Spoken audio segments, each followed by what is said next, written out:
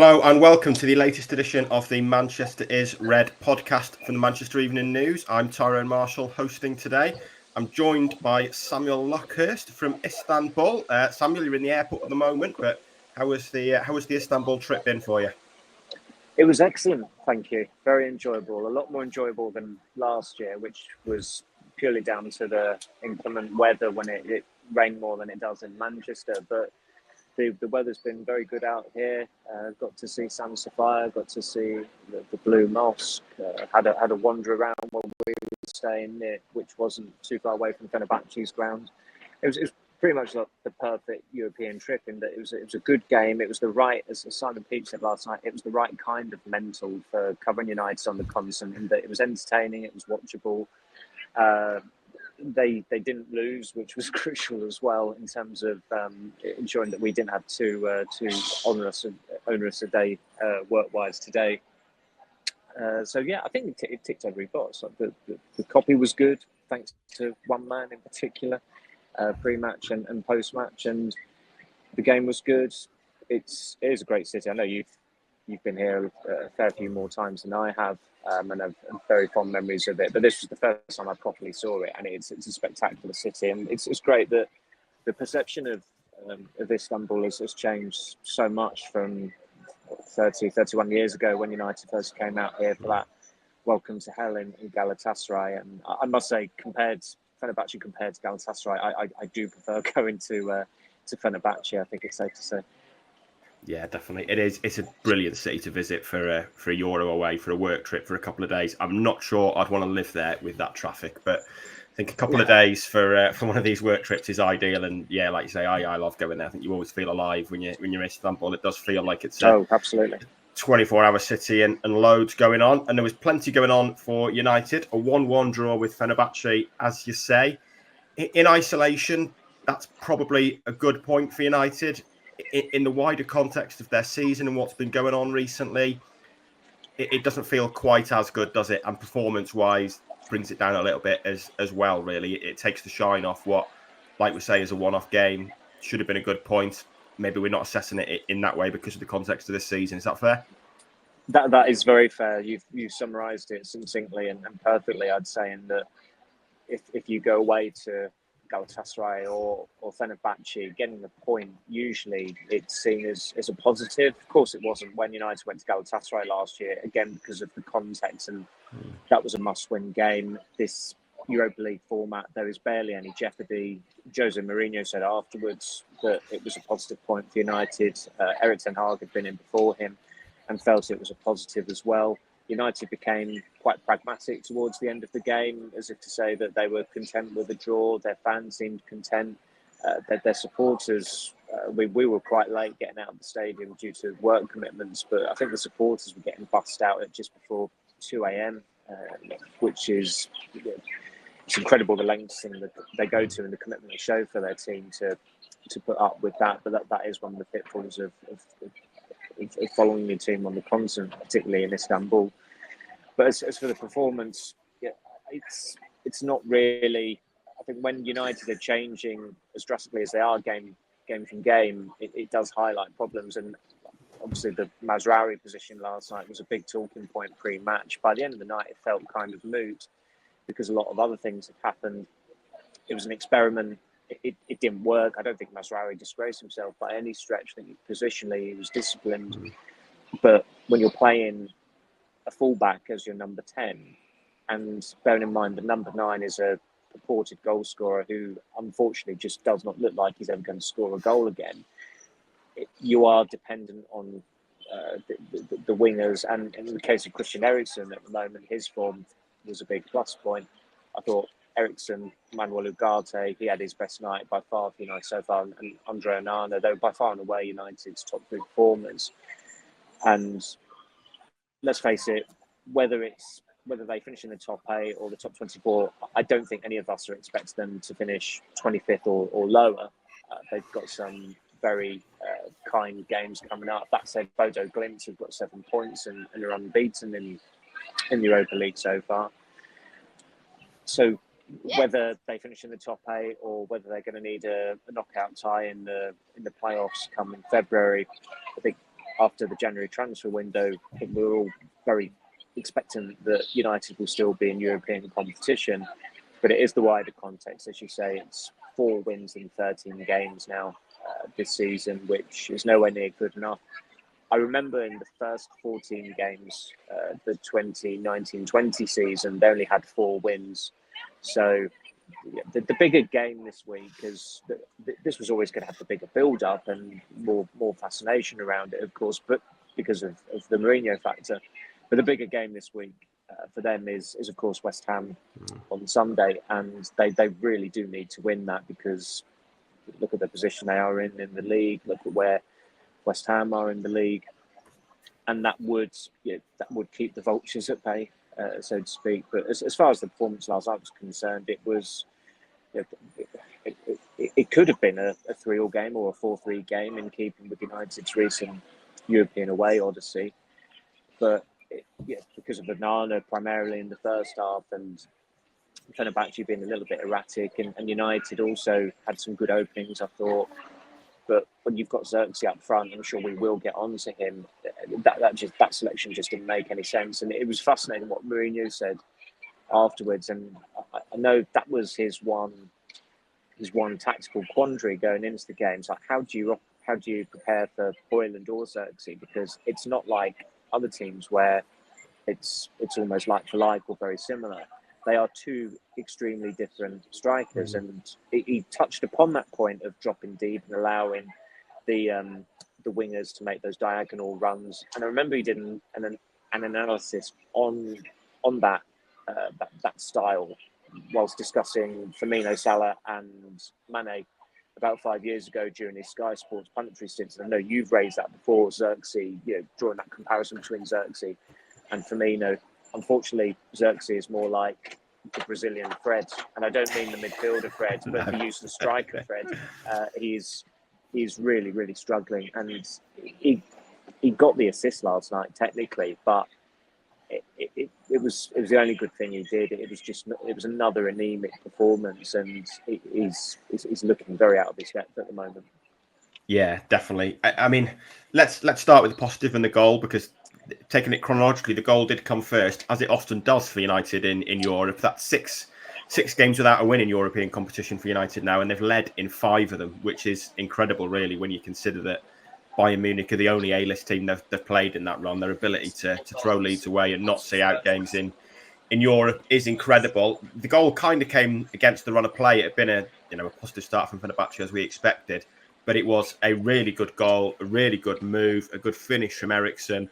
But I think that the player that deserves credit for it, and whose role was most interesting, was Ugarte, who put in a great tackle on Fred to win the ball, then used the ball well, swap passes with Eriksen and played a great pass into Xerxes to kind of put momentum into the move. And it really got Ugarte going, didn't it? I think everyone has said it was his best game for United. He played pretty well against Barnsley, but this is clearly several levels up from that.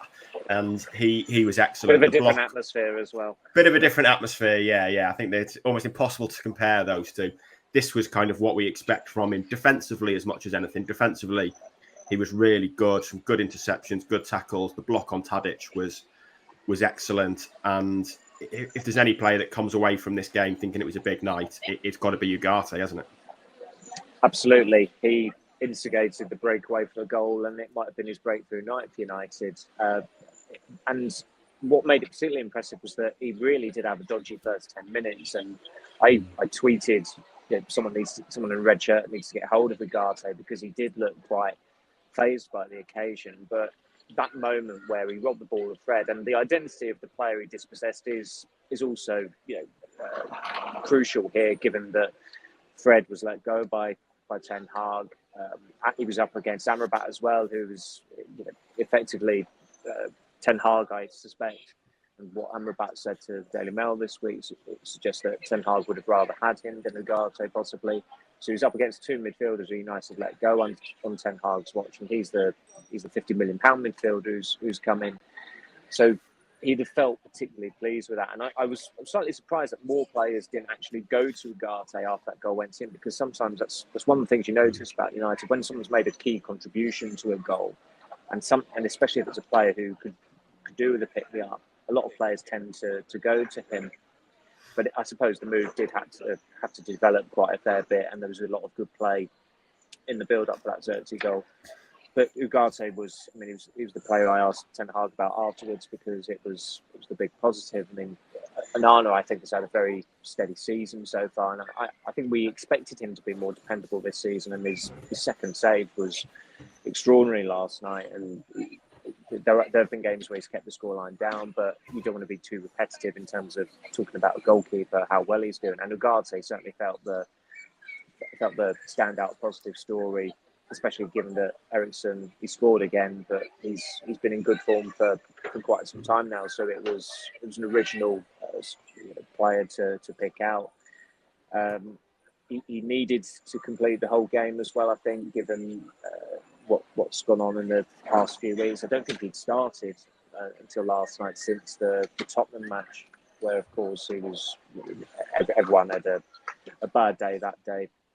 Ten Hag is trying to rewrite history regarding that game, just because they were successful with their appeal on Bruno Fernandes, but it was a bad day. I don't think any of us really would have expected Ugarte to then be on the bench against Porto, a team he'd have come up against the Sporting Lisbon. Aston Villa was only 3 days later, and an early-ish kick-off, quite a tight turnaround. And then Brentford at home. I suppose we did expect him to be on the bench just because he'd been away with Uruguay.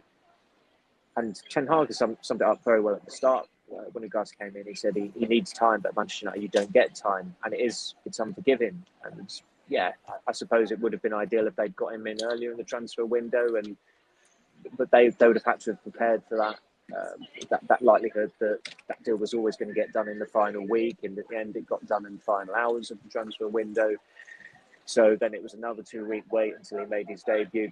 So you take that all into consideration, but he really wasn't making an impression in his first appearances. So for him to be put in the team against Fenerbahce away, and I think Ten Hag said afterwards it was a hectic ambience, which was quite a good description. It's quite a good description for going to a game in Istanbul, particularly if you're in an English team. And after that first 10 minutes, there was nothing hectic about Ugarte's play. He really held his own. And so when you factor all that into account, like the pressure he'd have been under, given his form, the two midfielders he was up against, given that they both started in Victoria's Cup finals for United under Ten Hag, which Ten Hag was keen to point out pre-match. Again, another reference to the two trophies. And you're playing, of course, in one of Europe's bare pits. To have played as well as he did, you hope for his sake that was a breakthrough night.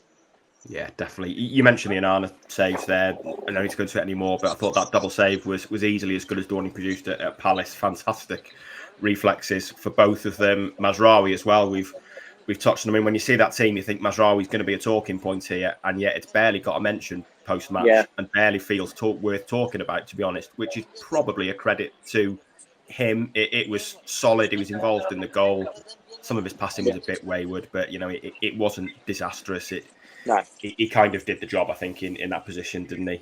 And then you've touched on Xerxes already. This is a familiar issue in terms of in front of goal and a lack of goal scoring threat. I mean, I know Mourinho was excellent in the press conference talking about it. He said on I think it was TNT that a player I know well from my time in Italy who almost plays as a midfielder. I think he's how he described Xerxes, and that ability to drop deep, which, as we said so many times, only really works if you've got clinical wide players, and United don't really.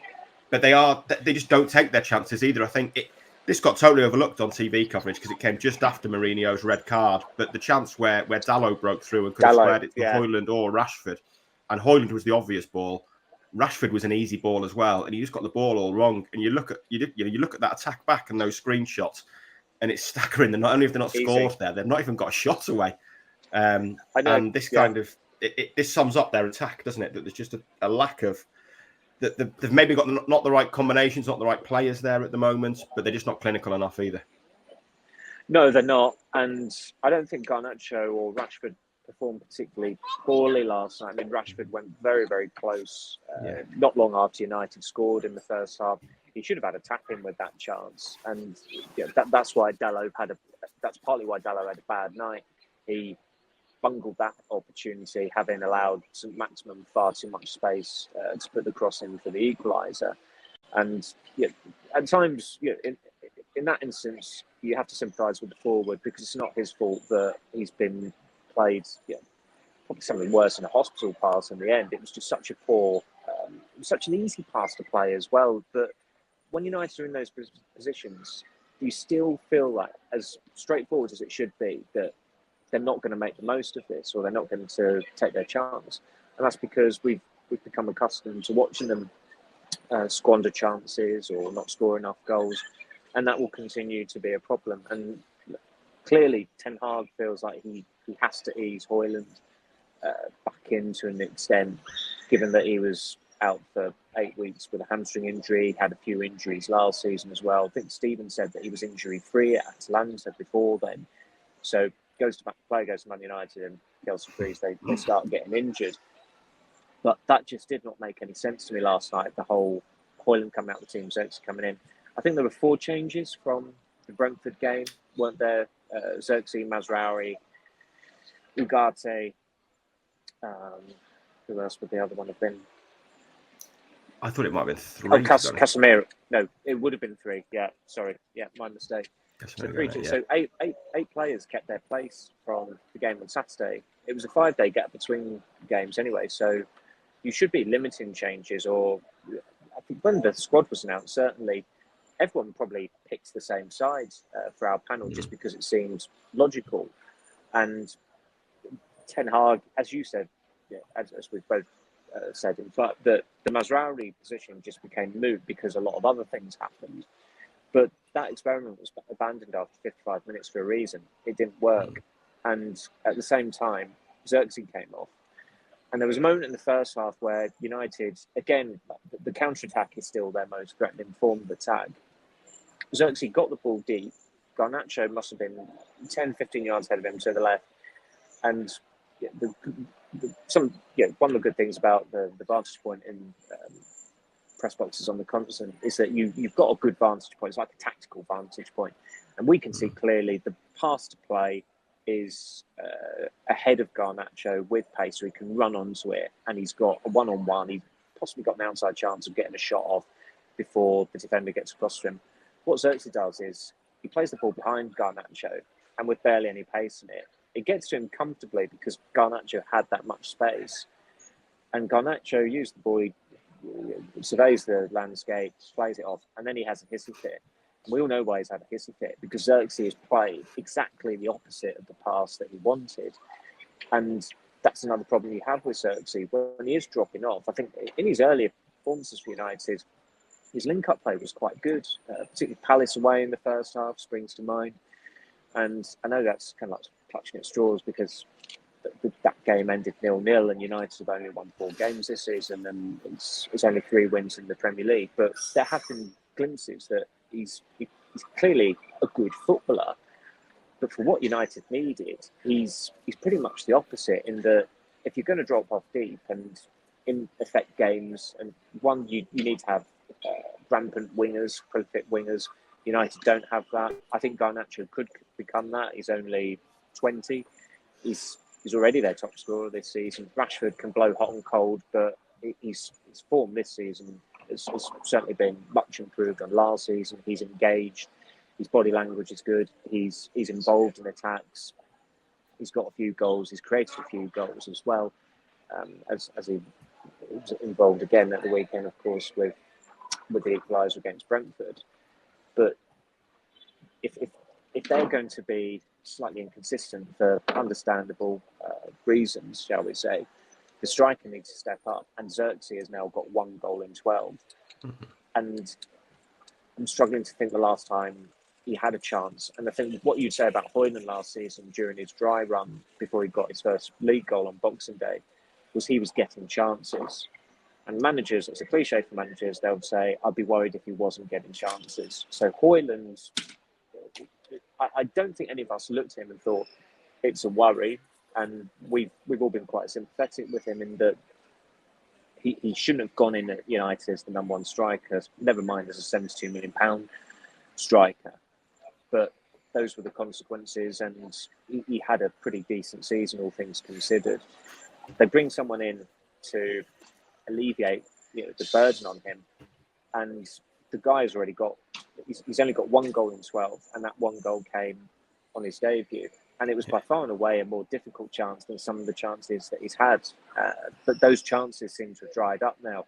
He had a good chance against Southampton. He had a good chance against Tottenham. I know Xerxes hasn't played too much since that Tottenham game because he's come out of the team for Højlund. But even against Brentford at the weekend, I think there was a moment where the ball fell to him in the penalty area and he could have made something of it, but his touch was dreadful.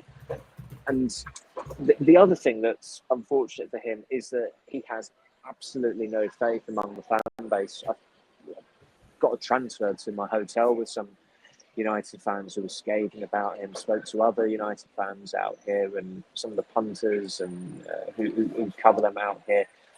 Nobody can quite understand why United signed him. And so far, the only two reasons I could think why they signed him are that he's Dutch and that he had a release clause, because they weren't going to be spending big on a striker, having committed to investing £72 million on a striker last year. And we are starting to see why this guy was kept out of the original Netherlands squad by Wout Weghorst, unfortunately. So maybe it will turn for him, but you can't rely on him at the moment. And Højlund should have started that game last night, and he was far more, I know it's a very different style, as Mourinho highlighted, but he was more direct. He runs at defenders with or without the ball. He had a shot on target. He has got more about him as number 9. There's a reason why United gave him the number 9 shirt and Xerxes the number 11. Yeah, absolutely. That's all for part 1. We're back after the break to talk a little more about Fenerbahce and look ahead to West Ham.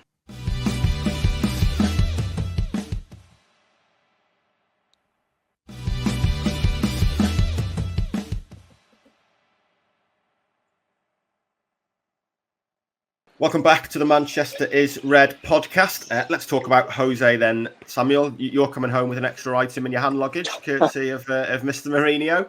And I mean, he was box office the day before the game and box office last night. Classic Mourinho getting sent off. There seemed to be even a moment of confusion when he did get sent off that one of his coaches thought it was him. It was almost like Mourinho just decided to own it. It was like, no, it's me. I'm the one that's been sent off. And then I know it was good value in his press conference. His TNT interview was amazing. Just the classic Mourinho when he was asked. He'd obviously been seen going into the referee's room, which I'm sure he wanted to be seen. And then Danny Jameson said, "What did the referee tell you?" And Mourinho's eyes were on stalks, and he just went, "He told me something incredible." And it was like, "Get the popcorn ready. What is this going to be?" And it was just the takedown of the referee was sensational and classic Mourinho. And it sounds like he was on top form for a couple of days. And as someone said to me, this hasn't been about Jose managing Fenerbahce. This has been Jose's audition for a return to the Premier League. And it did feel an element of he was playing up to an English audience that still can't get enough of him in some aspects. Yeah, well, he won't thank you for calling him Jose. But that said, on naming issues, he did write to Sam on my shirt. That's true. My revenge, mate. Yeah. But when I think it was kind of like common knowledge that I didn't think he should have been sacked, to put it mildly, by United. As everyone probably thinks, there's an obvious reason for that now. But I still maintain professionally he shouldn't have been sacked. He wasn't backed. Look at the work he did there compared to other managers. Look what other managers have been kept on. Like in Ten Hag's case, Mourinho was sacked for far less than that. But around this game, I mean, the reason why I and others flew out here on the Tuesday, which ordinarily you would not do for a Europa League game on Thursday, is because it was to make sure that we were there for Mourinho's press conference on the Wednesday. And he was great. And as Danny Jameson tweeted last night, it was after doing that interview, he said, bring him back to the Premier League. And that's, I know clubs aren't going to just look at a press conference and think, we need a bit of glamour, we need that guy there, but he is box office. I mean, Guardiola said years ago during the peak, or the nadir, if you like, of the Barcelona Real Madrid rivalry when Mourinho was in Spain, he said, I don't know if they might beat this out, but he said in the press conference, he said Mourinho is the boss of press conferences. And he was right. And Guardiola just did not engage with him. He said that he said effectively there was no point trying to take him on in it. And now Ten Hag didn't have that problem at all. Mourinho was very respectful of him. But Mourinho is still the master of the backhanded compliment. But pre-match, he was outlining the conditions, the environment, the backing, the stability Ten Hag's had, i.e. look at what he's got to work with. And by the way, look where he ended up last season in the Premier League table and in the Champions League group stage, and look how it's going this season.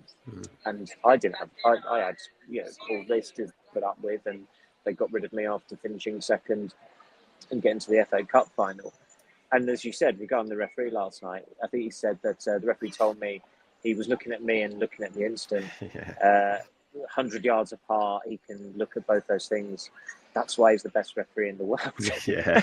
It's like, again, it's just, and this is someone who's saying it in their second language, effectively. But he is, that was the only rarity, I suppose, for his press conference, that it was conducted, his press conferences, they were conducted entirely in English, because although he's a polyglot and he can speak at least 5 different languages fluently, I think, Portuguese, Spanish, English, Italian, French. He was doing a bit of German as well. I don't know how good his German is.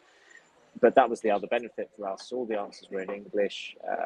It was like the old days of transcribing him, and he was in his element. I mean, his press conference with the player, the Polish lad who played at left back, I can't remember how you pronounce his name, unfortunately. But that lasted 35 minutes, I think, on the Wednesday, and Mourinho was still pausing and almost reluctant to leave. Seeing familiar faces. I've never seen someone so pleased to see Simon Stone. That's how pleased. Yeah.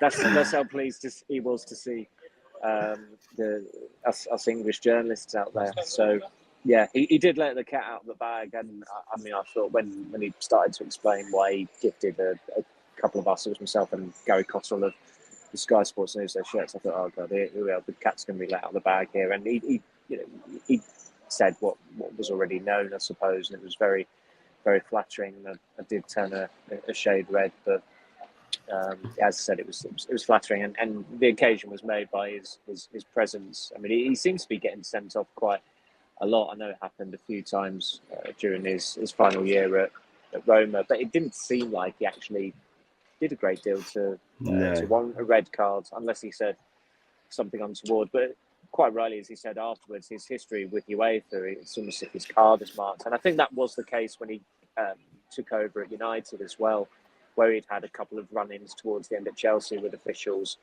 It did feel like they were ganging up on him. Like the time he got sent to the stands for kicking a water bottle during the draw with West Ham was absolutely ridiculous. That wouldn't have happened to another manager after, particularly, that was about 7 years after the ridiculous decision to send Wenger to the stands at Old Trafford because he kicked a water bottle that mauled on Mike Dean and Lee Probert, I think, deciding that was worthy of a dismissal. And in the end, Wenger got an apology for that. Mourinho did it 7 years later. I don't think he'd have received an apology, but yeah, it was almost as if Clement Turpin was doing it for Anthony Taylor last night, which of course is a reference to the rather fraught fallout from the Europa League final that Mourinho's Roma lost to Sevilla last year. Absolutely. United now 21st in the Europa League table to go with their 12th place in the Premier League table. I think those two league tables sum up what's been an incredibly mediocre season so far. I mean, like you say, there's no jeopardy in this competition at the moment, but United are doing their best to inject some into it. They've probably played their 3 toughest games now, I guess. The fact they've not won any is poor. These are B-listers in Europe, but then maybe we've got to get used to United being B-listers in Europe. The amount of times they're in the Europa League. I mean, it's PAOK and Bodo Glimt at home next, which are about as unattractive European fixtures at Old Trafford as you can possibly get. The pulse is racing.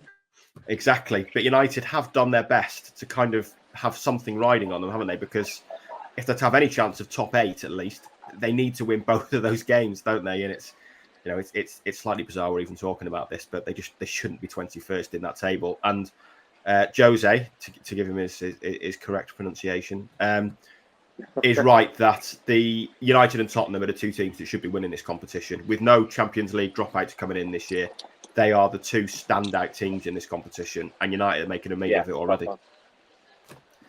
Yeah, and Spurs have won all three of their games. You look at the Europa League table, and the big hitters, most of them are pretty much where they should be, and that goes for the Premier League table as well.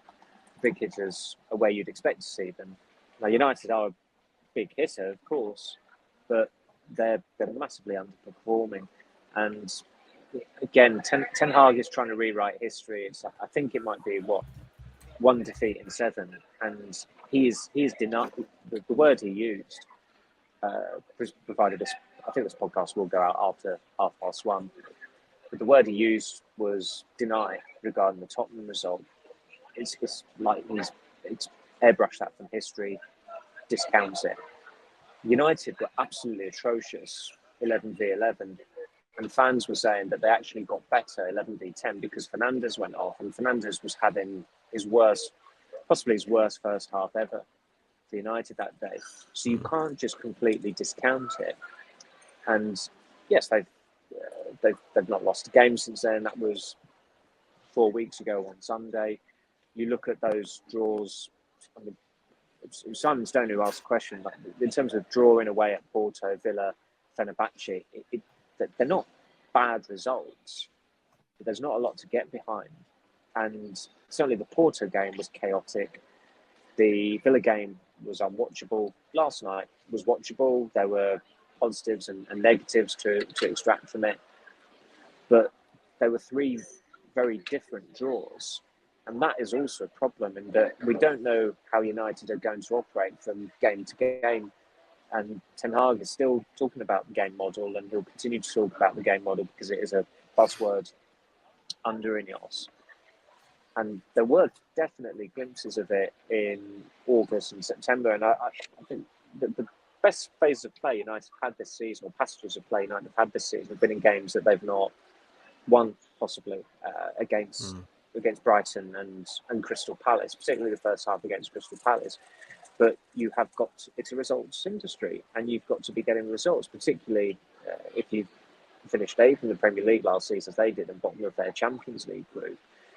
They are underperforming. The investment that's gone into that squad, it's not a squad that should be in the bottom half of the Premier League table, even after 8 games. And I know that there are always going to be some teething problems there in terms of new players coming in, but this is very much his squad, and there can't be excuses. But he is still trying. If there's any excuse, he will take it. And at the weekend, the stuff about complaining about De Ligt going off, and it was dry blood. You look at the footage of it. Whether it was dry blood or not, it looked pretty wet, and also he had blood on his head. It had to be It had to be patched up. Had to be wiped away. It's unhygienic. I mean, if people were sneezing during COVID, was Ten Hag going to say, "Yeah, bring everyone into the stadium"? That's been the protocol for years. That players, if player gets blood on their shirt, they have to change their shirt. If blood is visible, they need to go and have it cleared up and patched up. Yet United they've gone from a club in their first season under Ten Hag. They didn't want to seek any excuses for shortcomings whatsoever. And he talked a really good game about good not being good enough. They've become a club with a victim complex over very minor things. I mean, with the Fernandes red card against Tottenham, the appeal was completely vindicated. At the time, I thought it was a red card. On replay showed where he didn't catch him with his studs. It was understandable for United to appeal that, but nevertheless, you can't use that as an excuse for that performance against Tottenham. And as a lot of United fans said, they got better 10v11. And even Ange Postecoglou after that game said it almost didn't make a difference because United are always a threat on transitions, on counter-attacks, because that is still the best form of attack for United. So there are times still where Ten Hag, he will just reach for an excuse, and that's not him. That wasn't the way he operated in his first season. He needs to get back if he is to be a true success at United and to remain in charge, he has got to get back to those standards, just in press conferences, never mind the performances on the pitch. But of course, yeah, it's a results business, and 4 wins out of 13. Okay, should it be prefixed with only 3 defeats? I don't think it should necessarily, given that they've all come in the Premier League winless in Europe. It's or unbeaten in Europe, depending on how you look at it. But it's 1 win in 11 European matches as well, and this goes back to what I've said before in terms of his contract situation at United. His Champions League record, if United do indeed get back into the Champions League next year, apart from that anomaly with Ajax in 2018-19, his teams have gone out of the group stage on 3 occasions out of 5. And on the other occasion, Ajax lost in the round of 16 to Benfica in 2022 when they were the favourites going into that tie. So his European records is not. It's the Ajax team are doing a lot of heavy lifting from the season where they almost got to the final against Liverpool. Yeah, on to West Ham now then at the weekend. I mean, you said before it was the biggest game of the week. I think that's probably fair. It's also now going to be the result that defines the week, isn't it? If they win at West Ham, you look back at this week and think, do you know what? 2 league wins and a draw away at Fenerbahce is a good week. If they don't win, then the pressure's back on Ten Hag, isn't it? And it feels a crucial game because after this, the run is as easy as you're going to get as a Premier League manager. 6 of the next 7 after this at home. The one that's away is at Ipswich. The only home game that you even look at and think there's a chance of them not winning is Chelsea. And, West Ham away. West Ham have won twice this season, away at Palace and at home to Ipswich. Lopetegui's under huge pressure already. There's probably an 8-game stretch here where a good, successful United manager is going to win at least 6, if not 7.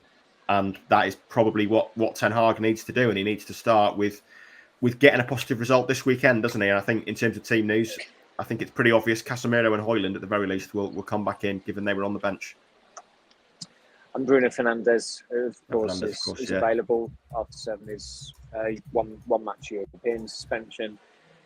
West Ham haven't really surprised me this season, that they assembled what looked like an impressive, it is an impressive squad, and they can field a really what could be or should be an exciting team. There's a bit of stardust in that side. They've got some quality players who would probably be beneficial for United. I mean, Mohamed Kudus springs to mind, far better left-footed right winger than Anthony, or left winger Jarrod Bowen. There are plenty of good players in that squad, but when expectations are raised at a club like that and a new coach comes in, a lot has to go right for them to live up to the fans' expectations, and it's been the absolute opposite so far under Lopetegui. I think the director of football, the technical director, is already getting a lot of stick because that was clearly an issue between him and Moyes in terms of which players they were going for in the transfer market. I think Moyes wanted players who were more Premier League proven. I can't remember the guy's name. It's Staten? Tim Steeden, something like that, yeah. Tim Steeden, I'm not exactly sure how you pronounce it. And he wanted more continental players. They've done that by and large. I mean, Todibo was obviously signed from Nice. He was of interest to United. Nicholas Füllkrug came in. I'm not sure he's even scored for West Ham yet. And Mikel Antonio is continuing to start for them. But I'm not surprised that West Ham are struggling. When they had their best season in decades and United had their worst season in decades, West Ham still finished below United because that's just how it is with some clubs. They don't have it in them to really truly maximise things when they're on the up and they're going well. So United shouldn't be daunted or phased whatsoever by this game. The game there last year was really poor a couple of days before Christmas. I mean, West Ham didn't play well and they ended up winning 2-0, and it was drudgery really. West Ham, as Moy said a couple of months later, West Ham were actually better at Old Trafford when they lost 3-0. They had some really good chances at some very, very key moments that day. Didn't take them. United were clinical. And that was essentially the difference. maybe given the importance of the game for West Ham as well, Lopetegui will coax more out of the players than he has done so far this season. But United have got to go there. They've got to go on the attack. There was a bit of pragmatism about their performance in Istanbul, which is entirely understandable. It's a very, very different atmosphere. The London Stadium is by far and away the worst stadium in the Premier League from the purists' perspective, from the press box perspective. Most certainly, it's so distant. It's a pretty cold and very manufactured area. Given you have to go through Westfield Shopping Centre to get to it. It's not like it's a world away from the earthiness of the Berlin grounds, which I don't think many people will have particularly fond memories other than West Ham fans, given that area. But it was a proper football ground and it did have character. And United have just got to try and exploit that. They've got to exploit West Ham's shortcomings. They've got to, as Ten Hag said, it was a positive point against Fenerbahce, and I don't necessarily disagree with that. And they've got to continue getting positive results. So as you said, Brentford was a win, midweek point in Istanbul. That's pretty decent going. You get another win with it, and it will feel very, very calm. And that has been a difference with United this week. It has, despite the hectic ambience of Fenerbahce, it has been a calm week, and that was purely because they beat Brentford. Yeah, absolutely. And it should be staying calm for a good few weeks now. But like I said, that West Ham game is key to that. We will both be there. Stay tuned to the MEN over the weekend. We'll bring you all the analysis from Fenerbahce and from Istanbul with Samuel, all the build-up to West Ham. We'll be back on Monday for another pod. For now, Samuel, we'll let you go and get your flight. Hope the journey home is safe. And thank you for joining us. Thank you very much. Thank you for having me. No problem at all. Like I say, we'll be back on Monday to dissect that West Ham game and what we can hopefully say would be a good week for United if they've got all 3 points. For now, thanks for listening. Please leave us a like, subscribe to get the latest podcast in your feed, and leave us a review. But that's all for now. We'll speak to you all on Monday.